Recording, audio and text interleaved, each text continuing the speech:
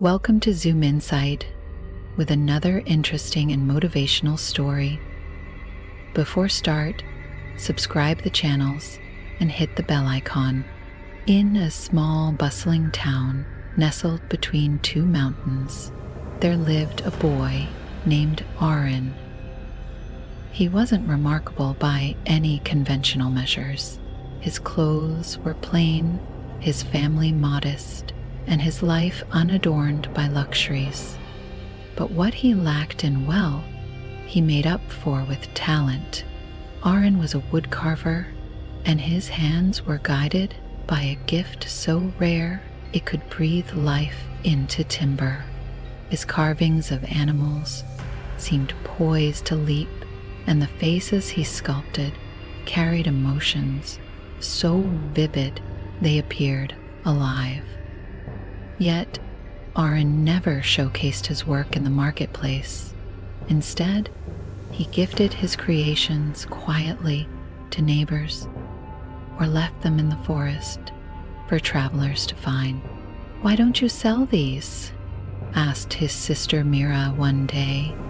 "People would pay fortunes." Arnold smiled. "It's not the gold I'm after." One summer, a wealthy noble named Lord Drenner came to the town. His reputation preceded him. Known for his extravagant displays of wealth, Drenner sought to own the finest of everything.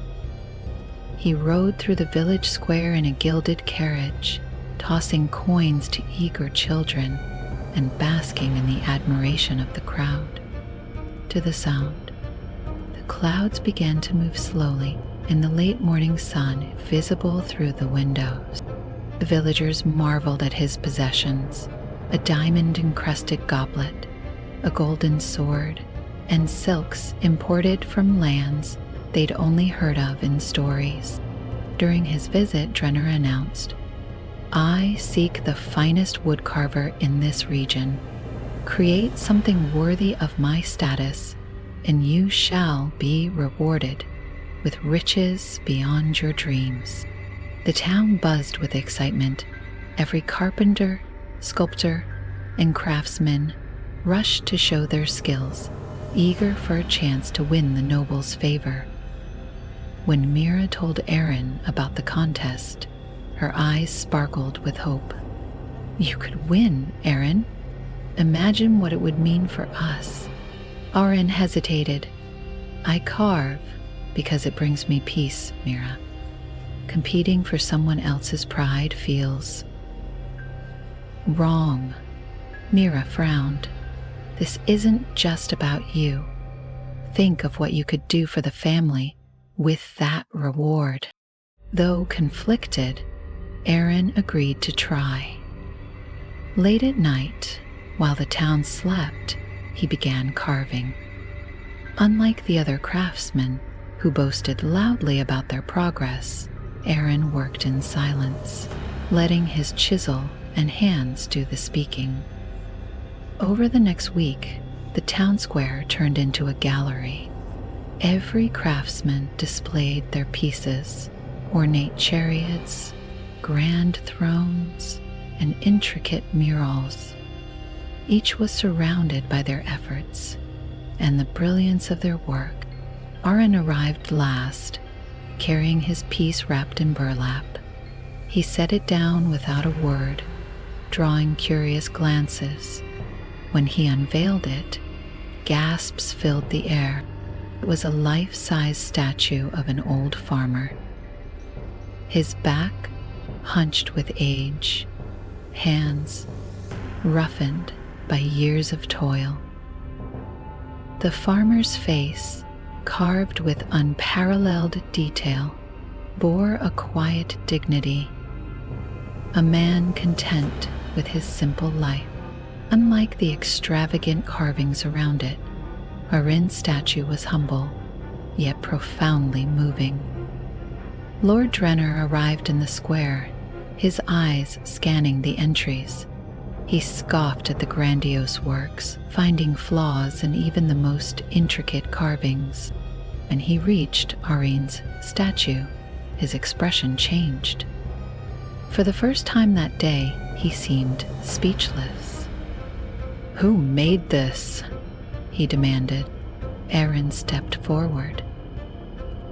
"I did, my lord." Drenner studied the statue again, then turned to Arin. "It's remarkable, the best I've seen. But why choose something so ordinary?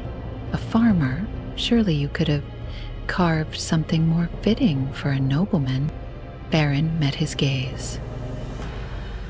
"Greatness isn't in gold or thrones, my lord. It's in the quiet strength of those who live humbly, asking for nothing and giving everything." The crowd murmured, struck by his words. Though Drenner admired the statue, he was unwilling to let Arin's philosophy overshadow his own grandeur. "Impressive," he said, "but too simple for a noble's collection. I'll take the golden chariot instead." The crowd, sensing Drenner's discomfort, began to laugh at Arin. "What a waste of talent," some jeered. Mira ran to Arin, furious. "Why didn't you carve something grand? You could have had everything." Arin smiled faintly. "Not everything needs to be paraded, Mira. Sometimes the true value lies in the meaning, not the applause." Though Drenna dismissed the statue, it did not go unnoticed. A traveling bard, passing through the town, purchased it from Arin and carried it to a distant kingdom. There, the statue gained fame as a masterpiece that celebrated the quiet dignity of ordinary lives. Over the years, kings, scholars, and artists journeyed to see the statue. They spoke of its power to humble even the proudest heart. No one knew the name of the artist, only that his work spoke louder than words ever could. Back in his village, Arin continued to carve in silence. He lived humbly, never boasting of his success. The townspeople, once mocking, grew to respect him. One day, a group of young carvers visited his workshop, eager to learn. They asked him, "What's the secret to greatness?" Arin smiled, handing them each a simple block of wood. "It's not about being seen," he said. "It's about leaving something behind that speaks for itself." This story conveys that true greatness doesn't need to be flaunted. Quiet humility and authenticity often leave the deepest, most lasting impressions, while showing off only diminishes one's true worth.